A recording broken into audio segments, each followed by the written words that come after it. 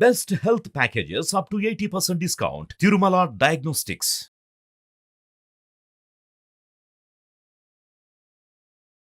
ఓం శ్రీ గురుభ్యో నమః. శ్రీ మహాగణాధిపతయ నమః. శ్రీమాత్రే నమః.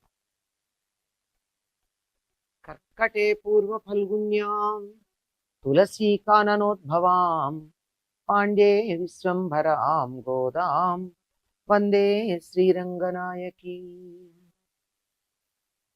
నీళాతుంగస్తనగిరితటీ సుప్తముద్బోధ్య కృష్ణం పారార్జ్యం స్వం శృతిశతశిరసిద్ధమధ్యాపయంతి స్వోచ్ఛిష్టాయాం సృజనిగళితం యా బలాత్కృత్య భుంక్తే గోదా తస్యై నమైదమిదం భూయ ఏవాస్తు భూయః. శ్రీ భూనీల సమేత గోదారంగనాథ స్వామినే నమః. ஒருத்தி மகனாய் பிறந்தோரிரவில் ஒருத்தி மகனாய் ஒளித்து வளர தரிக்கிலானாகித்தான் தீங்கு நினைந்த கருத்தை பிள்ளை பித்து கஞ்சின் வயிற்றில் நெருப்பென்ன நின்ற நெடுமாலே உன்னை அருத்தித்து வந்தோம் பறை தருத்தியாக்கில் திருத்தக்க செல்வமும் சேவகமும் யாம் பாடி வருத்தமும் తీర్ందు మగిల్దేలో రెంబావాయ్. గోదాదేవి తమను అనుగ్రహించమని తనతో పాటుగా వచ్చిన చెలులనందరినీ అనుగ్రహించమని తాము ఎంత కష్టపడి ఇక్కడికి వచ్చారో చెప్తూ ఉంది. మేము కానీ నువ్వు మాత్రం సామాన్యుడివా? వచ్చాను నీకోసం ఎదురు చూస్తున్నావు. నువ్వు ఇక్కడ ఉన్నావు అంటే నీ గొప్పతనం మాకు గొప్పతనం అనాలా, చాకచక్యం అనాలా, నైపుణ్యం అనాలా? ఎలా? నువ్వు ఒక తల్లి కుమారుడుగా జన్మించావు. ఆ రాత్రే మరొక తల్లి ఒడిలో దాగి పెద్దవాడివయ్యావు. ఇక్కడ చమత్కారం ఉంది. ఒక తల్లికి జన్మించి ఇంకో తల్లి దగ్గర పెరగడం పెద్ద విశేషం ఏం కాదు. కానీ ఇక్కడ విశేషం ఏమిటంటే దేవకీదేవి పూర్వజన్మలో పురుషునిగా ఉన్నప్పుడు కుమారుడు కావాలి అని 3 సార్లు అడిగింది. అందుకని 3 జన్మల్లో కుమారుడుగా జన్మించాడు. జన్మించమని అడిగింది కానీ నీ ముద్దు ముచ్చట్లు నేను చూస్తానని అడగలేదు కదా. అందువల్ల ఆ భాగ్యం వేరొకరికి దక్కడం జరిగింది. అందువల్ల ఆవిడికి జన్మించాడు. ఆవిడ నా కడుపున పుట్టాలని అడిగిందే గాని నీ ముద్దు ముచ్చట్లు చూడాలని అడగలేదు. అందువల్ల మరి ఇంకొక ఆవిడ దగ్గరికి వెళ్ళిపోయాడు, యశోద దగ్గరికి. ఒక తల్లి దగ్గర ఒరుత్తి మగనాయ్ విజందు ఓరిరవిల్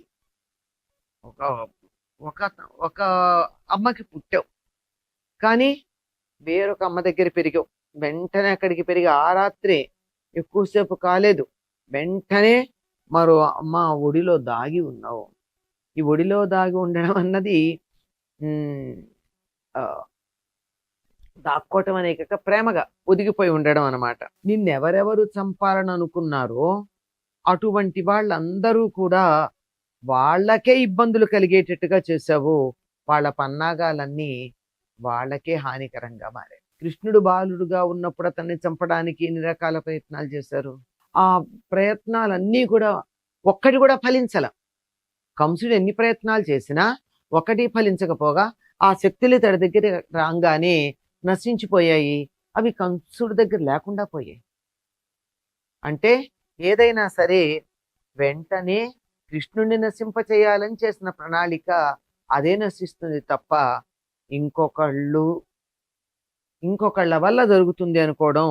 ఎవరు నిన్ను సంహరించాలనుకున్నారో వాళ్ళ ఆలోచనలన్నీ కూడా తల్లకిందులుగా అయ్యేటట్టుగా చేశావు.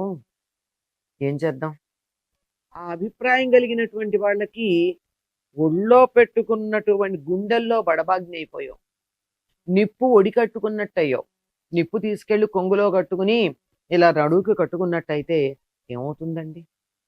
పక్కలో బల్లెం ఉంటే పడుకున్నప్పుడు ఎట్లా పడతామో తెలీదు.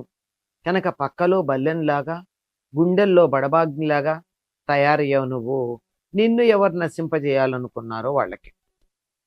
వాళ్ళందరినీ నీ మీద ప్రయోగించిన వాళ్ళందరినీ, ప్రయోగించిన వాడిని కూడా సంహరించి లోకానికంతా మేలు కలగాలి అని చెప్పి నువ్వు అందరిని సంహరించడం జరిగింది. ఎందుకు అంటే నిన్ను ఆశ్రయించినటువంటి వాళ్ళ మీద నీకు వ్యామోహం ఎక్కువ. నిన్ను ఎవరు ఆశ్రయించి శరణు కోరారో వాళ్ళందరినీ కూడా నువ్వు కాపాడి తీరతావు.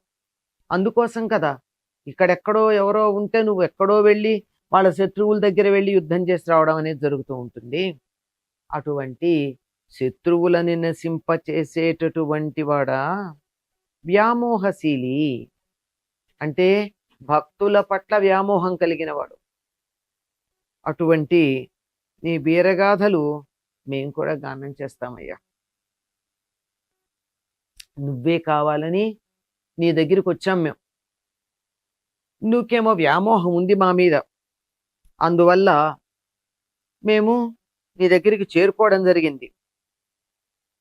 నువ్వు మాకు పరని ఇచ్చావనుకో, లక్ష్మీదేవికి శుభాన్ని కలిగించేట్టుగా ఉన్న నీ వైభవానికి సంబంధించిన వీరగాథలని మేము గానం చేస్తూ లోకంలో ప్రచారం చేస్తూ తద్వారా మాకు కలిగినటువంటి అలసటను తీర్చుకుని ఆనందిస్తూ ఉంటాం.